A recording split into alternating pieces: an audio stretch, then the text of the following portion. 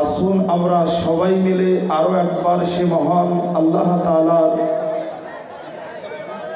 প্রশংসা দিয়েই আগে বাড়ি। সবাই মিলে মোহব্বতে আওয়াজ লাগিয়ে পড়ি আলহামদুলিল্লাহ। অতঃপর অসংখ্য দরুদ ও সালাম বর্ষিত হোক আমিনাল্লাল মুরুর দুলাল বিশ্বের হেলাল পাপী ও তাফির উদ্ধারকর্তা নবী মুস্তাফা মুহাম্মাদুর রাসূলুল্লাহ সাল্লাল্লাহু তাআলা আলাইহি ওয়াসাল্লামের উপর। সকলে মহব্বতে পড়ুন আল্লাহুম্মা আমিন।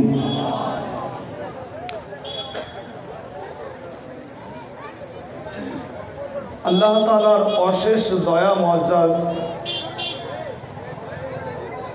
বহুদূর পথ পাড়ি দিয়ে আল্লাহ তাআলার দয়ায় আজ আমি এই স্টেজ পর্যন্ত পৌঁছাতে পেরেছি। অনেক দূর থেকে এসেছি, গত রাত্রি প্রায় এইখানে আসার উদ্দেশ্য নিয়ে রাত্রি 11টায় রওনা হয়ে এখানে পৌঁছেছি। আজ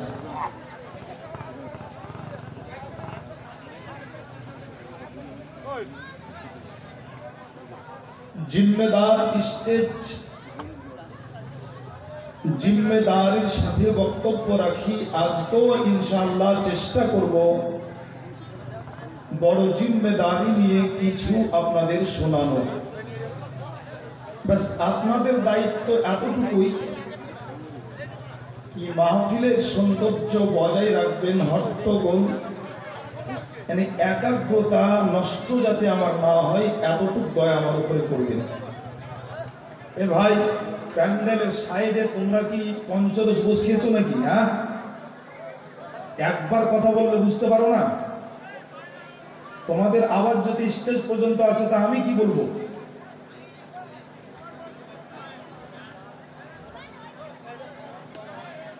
দেখুন, আমি আপনাদের কাছে একেবারেই নতুন মানুষ, তবে বক্তব্যের স্টেজ আমার কাছে নতুন নয়।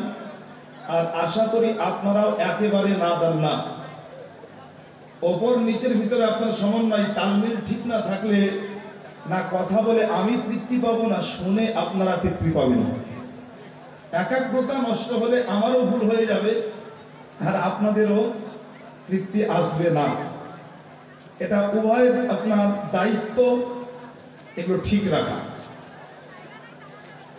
স্টেজ বড় জিম্মেদার জায়গা। ডান বাম সময় আমি কোন স্টেজে কাটাই না। আজকেও ইনশাল্লাহ এই স্টেজে ডান বাম আপনাদের সময় একটুও নষ্ট করব না। আল্লাহ তাআলার মহাগ্রন্থ পবিত্র আল কোরআন হতে যে আয়াতে মুকদ্দাসা আমি তেলাওয়াত করেছি, ইনশাআল্লাহুল আজিজ আজকের এই স্টেজে ও আয়াতে কারিমাকে প্ল্যাটফর্ম বানিয়ে অবশ্যই কোরআন এবং হাদিসের আলোকে আলোচনা আমি আপনাদের শোনাবো। মুআজ্জাজ, তবে আলোচনার পূর্বে আমার আদাব অভ্যাস মোতাবেক, ঠিক আছে বাবা, হাত দিও না, আদাব অভ্যাস মোতাবেক প্রত্যেকটা স্টেজেই আমি শুধুমাত্র অংশগ্রহণের জন্য শুরুতে আমি আমার নবী মুস্তাফার প্রেম ও মহব্বত অন্তরে নিয়ে একটি করে নাত পড়ি। পরে ইচ্ছা হলে পড়ি, না হয় না পড়ি, কিন্তু শুরুতে একটি নাতে পাক পড়ি। আর নাতে পাক আমি এজন্যই পড়ি, নাতে পাক মানে হচ্ছে ছন্দের মাধ্যম দিয়ে আল্লাহর রাসূলের প্রশংসা। পৃথিবীতে এমন কোন মুসলমান আপনি খুঁজে পাবেন না যে মুসলমান নবীর প্রশংসা করতে পছন্দ করে না। বরং যে প্রকৃত মুসলমান হবে সে নবীর প্রশংসা করতেও পছন্দ করবে, শুনতেও পছন্দ করবে। আর নাতে পাকের যদি হাকিকাত দেখেন তো নাতে পাক পড়া হচ্ছে সাহাবীর সুন্নাত, আর নাতে পাক শোনা হচ্ছে সাহাবীর সুন্নাত। আর যে ব্যক্তি নাতে পাক পাঠ করে তাকে পুরস্কৃত করা এটা স্বয়ং রাসূলুল্লাহর সুন্নাত। মুহতারাম, নবীর অসংখ্য সাহাবীর মধ্যে একজন সাহাবী ছিলেন যে সাহাবীর নাম ছিল হযরতে হাসান বিন সাবিত। রাদিয়াল্লাহু তাআলা আনহু উনি নিজেই নাত লিখতেন, নিজেই সুর করতেন, নিজেই গাইতেন। কিন্তু আজ আমি আপনাদের অন্য একজন সাহাবীর নাম শুনিয়ে যাব, যিনি এইরকম আনুষ্ঠানিকভাবে জীবনে একবারই নাতে পাক পাঠ করেছিলেন, আর একদিন নাতে পাক পাঠ করে আকা মুস্তাফা ওনাকে পুরস্কৃত করেছিলেন। ওই সাহাবীর নাম আজ আমি ইনশাআল্লাহ আপনাদের শোনাবো। আকা মুস্তাফা একজন প্রেমিক সাহাবী, নাম ছিল হযরতে কাব রাদিয়াল্লাহু তাআলা আনহু। হযরতে কাব রাদিয়াল্লাহু তাআলা আনহু একদিন নবী পাককে বলতে আছেন, ইয়া রাসূলুল্লাহ, আমার ভাই হযরতে হাসান বিন সাবিত উনি তো প্রত্যেকদিন নাতে পাক পড়েন নবী গো, কিন্তু আমি কাব, আজকে আমার বড় মনের বাসনা, আজকে আমার বড় ইরাদা মনে, ইয়া রাসূলুল্লাহ, যদি আপনি আমাকে আজকে অনুমতি দিতেন তো আজকের অনুষ্ঠানে আমি কাব, আজকে আমি একটা নাতে পাক পাঠ করতাম।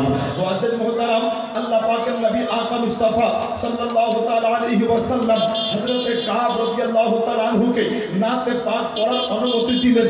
নবীর সাহাবী হযরতে কাব রাদিয়াল্লাহু তাআলা আনহু উনি যখন নাতে পাক পড়ার জন্য উঠলেন, হে বিরাদার, নবীর সাহাবী হযরতে কাব দেখছেন এই নাতে পাক শোনার জন্য আল্লাহর রাসূলের ৩০,০০০ সাহাবী অধীর আগ্রহ নিয়ে আপনার অপেক্ষায় রয়েছে। নাতে পাক পড়বেন একজন সাহাবী, আর ওটা শোনার অপেক্ষায় বসে আছেন ৩০,০০০ সাহাবী। আরেকবার বলা যাবে সুবহানাল্লাহ। হযরত কাব এবার নাতে পাক পড়বেন, কিন্তু কোন ভাষায়? আজ তো নাতে পাকের আপনার ১২টা বেজে গেছে বিরাদার। এই সুর যে আপনার কোথার থেকে আপনার আমদানি হলো এটাও আমরা পেরেশান, আর নাতে পাক যে আসলে বলে কাকে, আদৌ আপনার এই ইলম তার অন্তরে আছে কিনা এটাও আমরা বুঝতে পারি না, পেরেশান। কিন্তু নাতে পাকের ছোট্ট একটা হাকিকত শুনুন, আগে বলবো। হযরতে কাব আকা মুস্তাফা সাহাবী নাতে পাক পাঠ করবেন, কিন্তু কোন ভাষায়? এজন্যই ওনার মাতৃজবান বাংলা ছিল না, কি উনি বাংলা ভাষাতে নাতে পাক পাঠ করবেন? ওনার মাতৃজবান আপনার উর্দু ছিল না, কি উর্দু ভাষাতে নাতে পাক শুরু করবেন? ওনার মাতৃজবান ফার্সি ছিল না, কি ফার্সি ভাষাতে নাতে পাক পাঠ করবেন? তাই নবী সাহাবী হযরতে কাব রাদিয়াল্লাহু তাআলা আনহু পিওর আরবি ভাষাতে নাতে পাক আরম্ভ করলেন।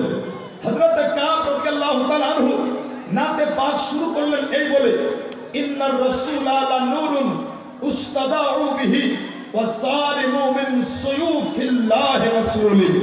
যার অর্থ হচ্ছে এটাই, হযরতে কাব বলতেছেন, ইয়া রাসূলুল্লাহ, নিঃসন্দেহে আপনি নূর, এমন আলো যে রোশনি থেকে রোশনি নেওয়া হয়। হযরতে কাব রাদিয়াল্লাহু তাআলা আনহু বলতেছেন, ইয়া রাসূলুল্লাহ, নিঃসন্দেহে আপনি আল্লাহ তাআলার খোলা তরবারির মধ্যে একখানি তরবারি। আকা মুস্তাফা সাহেবে আওলাদ সাল্লাল্লাহু তাআলা আলাইহি ওয়াসাল্লাম যখন সাহাবীর মুখ হতে এই নাতে পাক শুনেছিলেন বিরাদার, নবী আমার বলেননি, বলে সাহাবী, আমি একটা মাটির তৈরি মানুষ, আমাকে তুমি নূর কেন বললে? নবী আমার এটা বলে প্রতিবাদ করেননি, বলে সাহাবী, আমি হচ্ছে একটা মানুষ, তুমি তলোয়ারের সঙ্গে আমার তুলনা কেন করলে? বরং নবী পাক আকা মুস্তাফা সাহাবীর মুখ হতে এই নাতে পাক শোনার পরে আল্লাহর নবী করলেন কি বিরাদার, ওই সময়টা আপনার শীতকালের ছিল, তাই তো রাসূলুল্লাহ একটা চাদর গায়ে দিয়েছিলেন। আল্লাহু আকবার। ফাকাশাহুন নবী সাল্লাল্লাহু তাআলা আলাইহি ওয়াসাল্লাম বুরদাতান লাহু।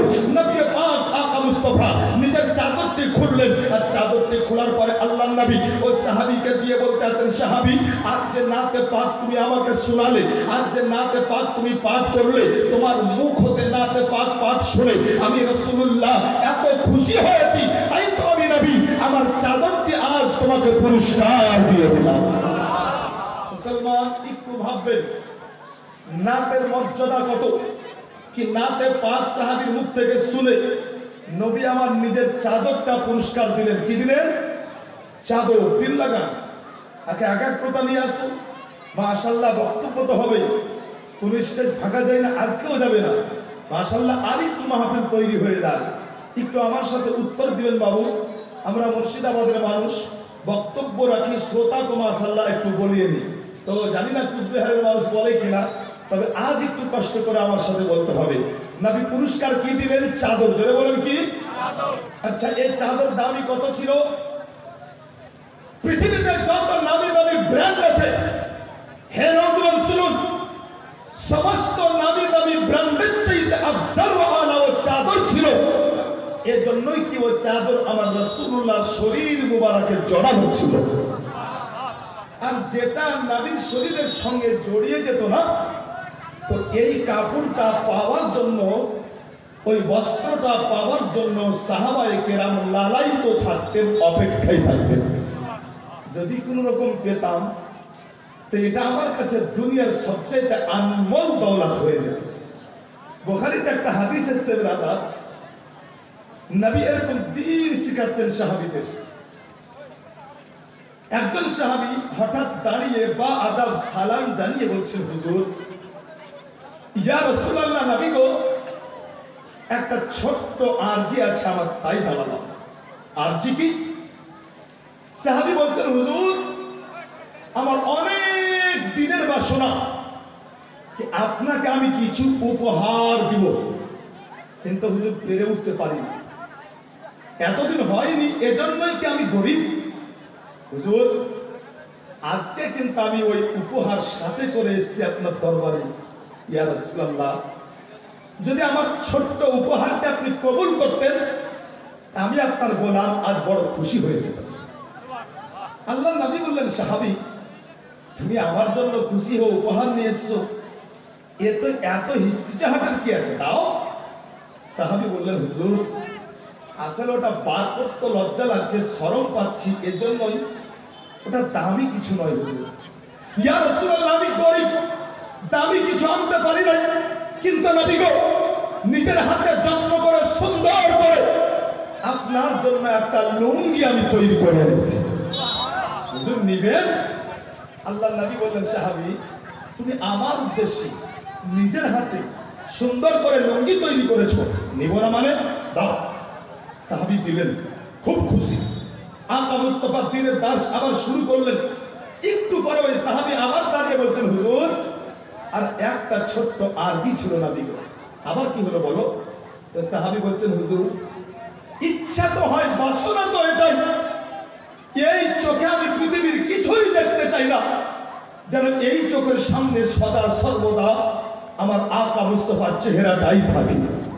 কিন্তু ইয়া রাসূলুল্লাহ, এটাও হয়ে ওঠে না, তার কারণ আমি গরিব, সংসারও আছে, একটা দায়িত্ব আছে, হুজুর, প্রত্যেকদিন আসাও হয় না। ইয়া রাসূলুল্লাহ, অনেকদিন পর আপনার দরবারে এসেছি নবী গো, অতএব আবার কবে আসবো জানি না। হুজুর, যেই লুঙ্গিটি আপনাকে পুরস্কার দিলাম, উপহার দিলাম, হুজুর, ওই লুঙ্গিটি যদি আপনি একবার পরতেন, তা আপনাকে পরা অবস্থায় দেখলে আমি খুবই শান্তি পেতাম, খুশি হয়ে যেতাম। নবী রহমতের নবী, নবী আমার উঠলেন, ঘরে গেলেন, ওই নতুন লুঙ্গিটি পরলেন, সাহাবীদের মাঝে আসলেন, সেই দিনের মতো আপনার দিন শিখাচ্ছেন নবী। হঠাৎ করে আপনার অন্য একজন সাহাবী দাঁড়িয়ে আকা মুস্তাফাকে সালাম জানিয়ে বলছেন, ইয়া রাসূলুল্লাহ, হুজুর, আমারও একটা আরজি ছিল। নবী পাক বলছেন, তোমার আবার কি আরজি বলো? ওই সাহাবী বলতে আছেন, নবী গো, আমার আরজি হচ্ছে এটাই, যে লুঙ্গিটি আপনি পরে আছেন, ইয়া রাসূলুল্লাহ, ওই লুঙ্গিটি বেহাত পছন্দ আমার, ইয়া রাসূলুল্লাহ, তাই আমার আরজি হচ্ছে এটাই, ওই লুঙ্গিটি যদি আপনি আমাকে দিতেন, তা আমিও বড্ড খুশি হয়ে যেতাম। আল্লাহুস সামাদ বিরাদার, একজন সাহাবী লুঙ্গি উপহার দিয়েছেন নবীকে, আর একজন সাহাবী বলছেন, ইয়া রাসূলুল্লাহ, ওই লুঙ্গিটি আমার বড় পছন্দ, যদি আপনি উপহার দিতেন তাহলে আমি খুশি হয়ে যেতাম। রহমতের নবী আকা মুস্তাফা উঠলেন, ঘরে গেলেন, আল্লাহু আকবার, পুরাতন লুঙ্গিটি পরলেন, নতুন লুঙ্গিটি খুলে নিয়ে আসলেন, আর খুলে নিয়ে আসার পরে ওই সাহাবীকে দিয়ে দিয়েছেন। হে বিরাদার, সেই দিনের মতো দিন শিক্ষা কমপ্লিট। নবী পাক আকা মুস্তাফা যেমন আপনার মা আয়েশা সিদ্দিকা রাদিয়াল্লাহু তাআলা আনহার ঘরে গিয়েছেন, আল্লাহুস সামাদ, যত সাহাবী ছিলেন প্রত্যেকটা সাহাবী বলতে আছেন ও সাহাবীকে, বলে, ভাই, আপনার কোনো বুদ্ধি আছে? বলে, কেন?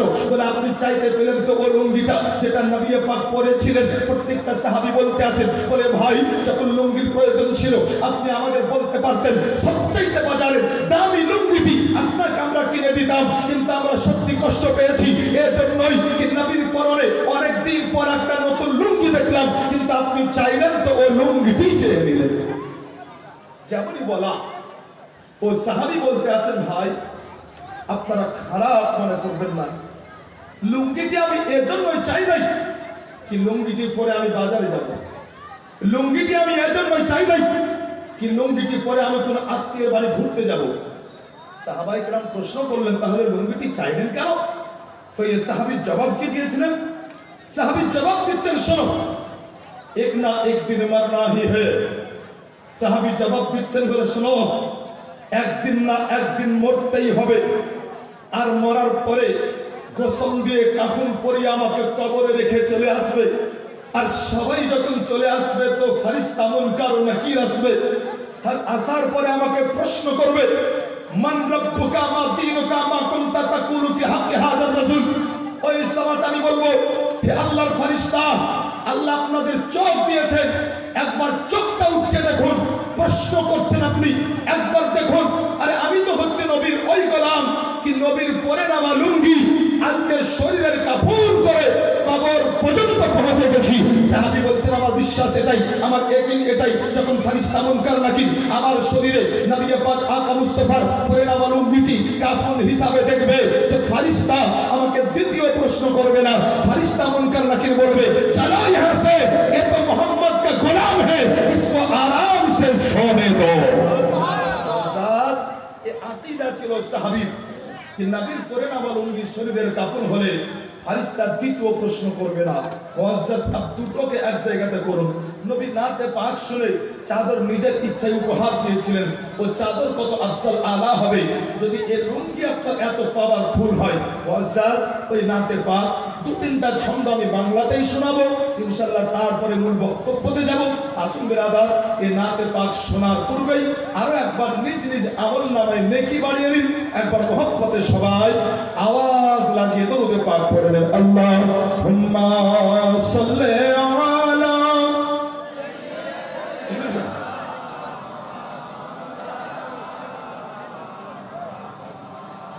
ওয়া আলা আলিহি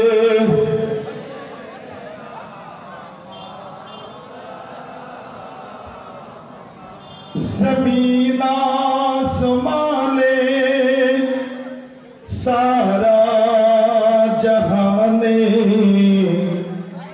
और देखी जखाने नामे मोहम्मद।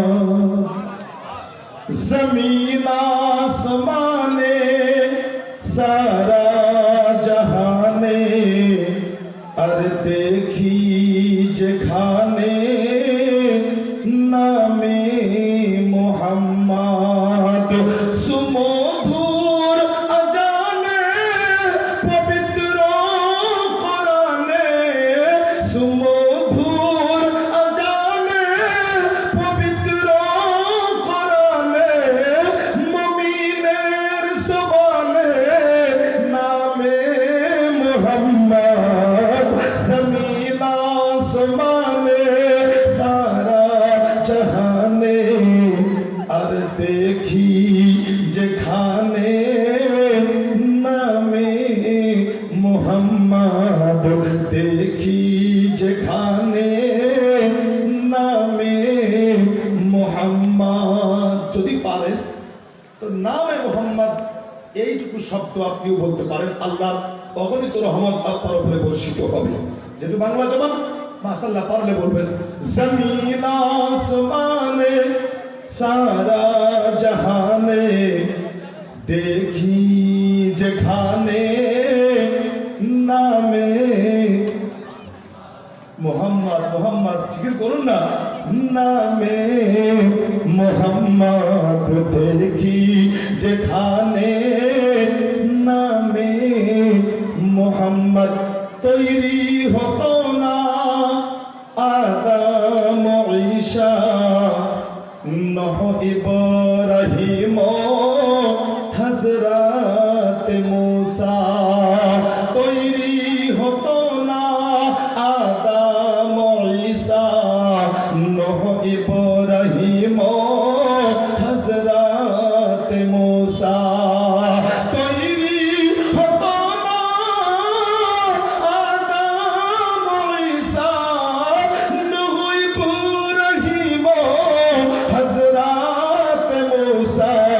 মিটেছে আশা হয়নি নিরাশা, মিটেছে আশা হয়নি নিরাশা।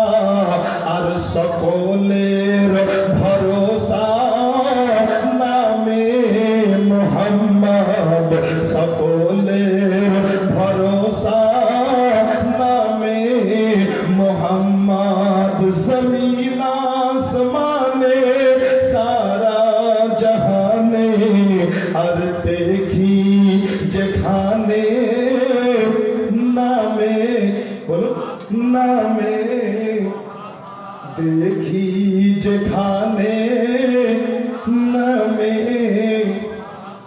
বইতে পারি না গুনাহের বোঝা, হয়নি জীবনে নামাজ রোজা।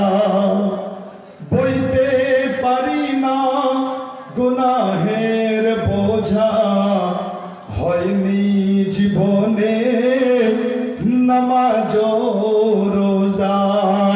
বইতে পারি না গুনাহের বোঝা, হয়নি জীবনে নামাজ রোজা। তো চোখে বুঝি যাব গো সোজা, তো চোখে বুঝি যাব গো সোজা। আর তাই একটু খোঁজা কারামে মোহাম্মদ, তাই একটু খোঁজা কারামে মোহাম্মদ। জমিন আসমানে সারা জাহানে দেখি যেখানে, বলুন নামে দেখি যেখানে নামে মোহাম্মদ। শেষ শব্দ শুনুন একবার, মোহাব্বতে বলুন ইয়া রাসূলুল্লাহ, নবীর মোহাব্বতে আর একবার বলুন ইয়া হাবিবাল্লাহ। মেরাজ রাতে আকাশের পথে চলেন জিয়ারতে ফরিশতার সাথে। মেরাজ রাতে আকাশের পথে ফরিশতার সাথে চলেন জিয়ারতে। পৌঁছে সিদরাতে একা হলো যেতে, আর হলো খোদার সাথে কালামে মোহাম্মদ, হলো খোদার সাথে কালামে মোহাম্মদ সাল্লাল্লাহু তাআলা আলাইহি ওয়াসাল্লাম। ওয়াজির মুহতারাম, শুধু অংশগ্রহণের জন্য মাশাআল্লাহ একটা বাংলা নাতে কালামের অর্ধেকটা বললাম। ওয়াজির মুহতারাম, যে আয়াত মুকদ্দাসা আজ আমি তেলাওয়াত করেছি, ইনশাআল্লাহ চেষ্টা করব একবারই সহজ সরল ভাবে আপনাদেরকে আজকের ওয়াজ পুরোপুরি বুঝানো। মুআজ্জাজ আল্লাহ পাক রব্বে কায়নাত নবীকে আপনার মক্কাতে পাঠালেন। নবী মক্কাতে আসলেন, আল্লাহ পাক বলছেন হাবিব চুপ থাকো।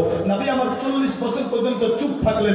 আল্লাহ পাক বললেন হাবিব এবার নবুয়তের এলান করো। নবী আমার নবুয়তের এলান করলেন। আল্লাহ পাকের নবী 10 বছর মক্কাতে আল্লাহু আকবার আল্লাহর হুকুমে এই আপনার দ্বীন ইসলামের প্রচার করলেন। আল্লাহ পাক বলেন হাবিব আর মক্কাতে নয়, বরং তুমি মক্কা ছেড়ে দাও, এবার তুমি মদিনাতে চলে যাও। তো নবী আল্লাহর হুকুমে হিজরত করে মক্কা থেকে গেলেন মদিনায়। আর যখন নবী আমার মদিনায় গেলেন, তো আল্লাহ কোরআনে একটা আয়াত নাজিল করলেন। আয়াতটা কি ছিল? এটা আল্লাহর কোরআন ৫ম পারা সূরা নিসা আয়াত নাম্বার 100। আল্লাহ পাক বলেন ওমাই ইয়াখরুজু মিন বাইতিহি মুহাজিরান ইলাল্লাহি ওয়া রাসূলি। আল্লাহ পাক বলেন তোমরা হিজরত করো আল্লাহ এবং তার রাসূলের জন্য। সুবহানাল্লাহ বলেন। এই আয়াত এই হুকুম যখন একজন সাহাবীর কান পর্যন্ত পৌঁছেছিল, যে সাহাবীর নাম ছিল হযরতে জুনদা। অতি প্রয়োজন না থাকলে উঠবেন না মুসলমান। এই বক্তব্য আমার কাছে খেলনা মনে করতে পারে, শুধু বক্তব্য রাখি না, বক্তা তৈরি করে অহংকার করে বলছি না আল্লাহর রহমতে 23 বছর বক্তব্য রাখছি। আমি বুঝি আপনার সুর কোথায় দিতে হবে, আর এটাও বুঝি আপনার কি মাশাআল্লাহ কোন জায়গাটাকে আমাকে সুস্থভাবে বুঝাতে হবে। এটা আমার কাজ। পশ্চিমবঙ্গের বুকে নাই নাই করে আপনার অনেক বক্তা আমার তৈরি করা ঘুরছে আপনার ফিল্ডে, অতএব খুব হালকা মনে আপনার নেবেন না, খুব ধীরস্থির ভাবে বসুন। আপনার বক্তব্য রাখার জন্য এতটা পথ পাড়ি দিয়ে এসেছি। কখনো কখনো মন হলে আপনার এই রুটের প্রোগ্রাম নিই, মন না হলে আপনার নিই না, তার কারণ এত ধকল আর আগের মতো আপনার শরীর নিচ্ছে না। অতএব এটা করবেন না, আপনার চুপচাপ বসুন। মাশাআল্লাহ, আমি জানি মানুষ সুদেরও ভিখারি, আল্লাহ ও হোনারও দিয়েছে আমাকে, ও হোনারও আছে আমার মধ্যে। তবে আপনার জায়গাতে যেতে দেন, তার কারণ আমি ক্যাসেট নই যে মাশাআল্লাহ টিপলেন ইউটিউবের মাশাআল্লাহ শুরু হয়ে গেল, তা নয়। একটু আপনার ধৈর্য রাখুন, অকারণে আপনার উঠবেন না। তার কারণ যা বলবো ইনশাআল্লাহ কোরআন এবং হাদিসের আলোকে বড় জিম্মেদারি দায়িত্ব নিয়ে বলবো। মহব্বত বলেন সুবহানাল্লাহ, আর একটু মহব্বত বলেন ইয়া রাসূলুল্লাহ।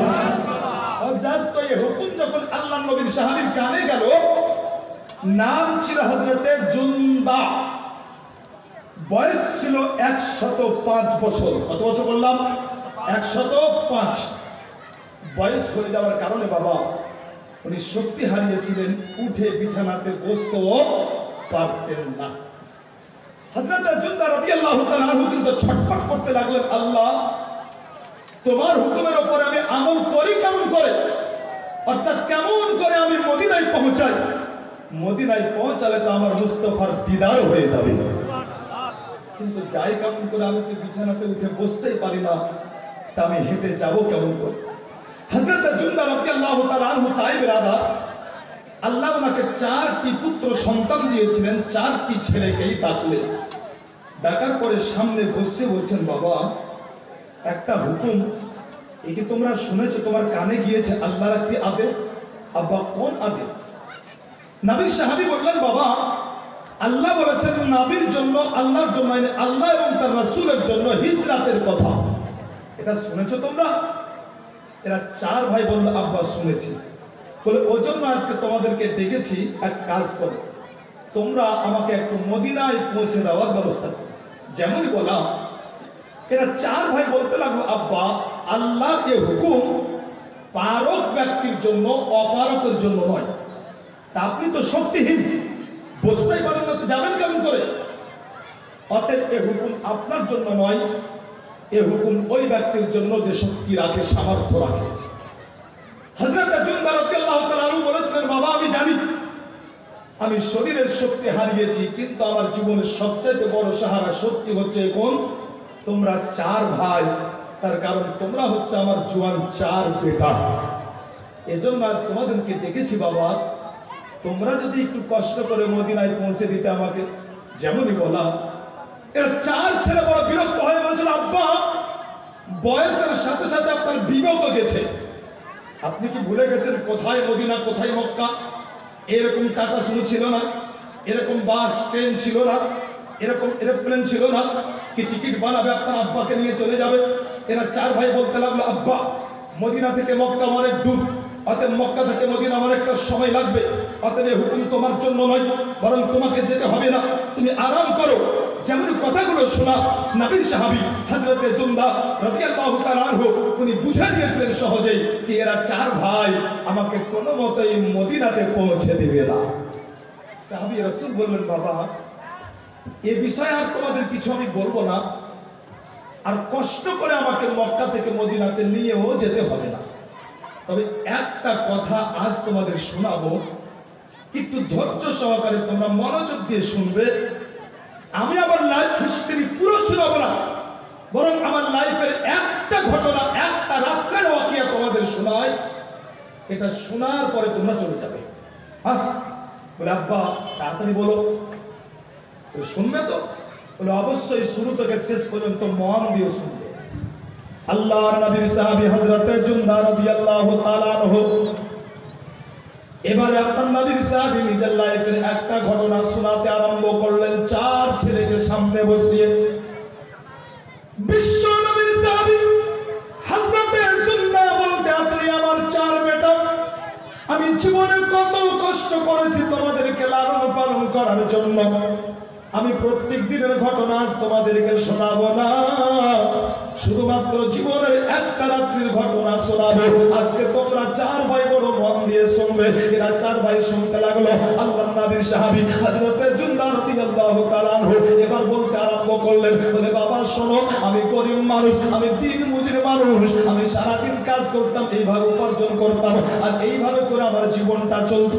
একটা দিন আমি সকালে উঠে মাঠে গেলাম, আর মাঠে যাওয়ার পরে সারাদিন আমি জমিতে কাজ করলাম, আর সারাদিন জমিতে কাজ করার পরে যখন আমি বাড়িতে আসলাম, তোমাদের আম্মি জানো আমাকে মুখ হাত ধোয়ার জন্য একটা পাত্রে পানি দিল। ওই পানি দ্বারা আমি মুখ হাত ধুয়ে নিলাম। আর যখন আমার মুখ হাত ধোয়া হয়ে গেল, আমি দেখলাম তোমাদের মা একটি থালাতে একটি রুটি এনে আমার সামনে রাখলো। আর যখন থালাতে মাত্র একটি রুটি দেখলাম, আমি চিন্তা করতে লাগলাম, মনে থালাতে মাত্র একটি রুটি, আমি রুটি খাওয়া আরম্ভ করলাম না। আমি ওই সময়তে তোমাদের মাকে একটা প্রশ্ন করেছিলাম। আল্লাহর নবীর সাহাবী হযরত জুনদা রাদিয়াল্লাহু তাআলা আনহু আপন বিবিকে জিজ্ঞাসা করতে লাগলেন, বলে বিবি তুমি তো আমাকে রুটি খেতে দিলে, কিন্তু একটা কথার জবাব দাও, আজকে আমার চার বেটা কি খেয়েছে একটু বলো না।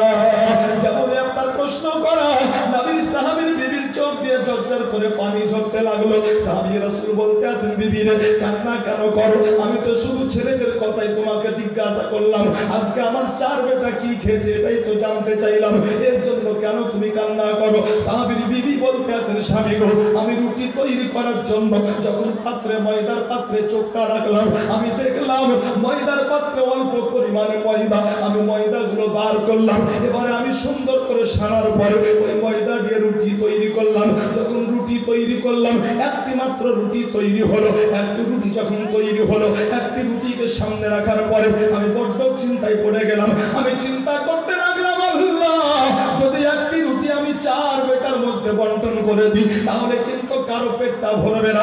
আবার যদি আমি নিজে খেয়ে নিই, এটাও ঠিক হবে না। এজন্যই কি আমার স্বামী জুনদা আমাদের জন্য কত কষ্ট করে। আজ তো সকালে মাঠে গিয়েছে, সারাদিন জমিতে কাজ করছে, সূর্যের এত তাপ অপেক্ষা করে আমাদের জন্য এত কষ্ট করে যায়। তাদের রুটিটা আমিও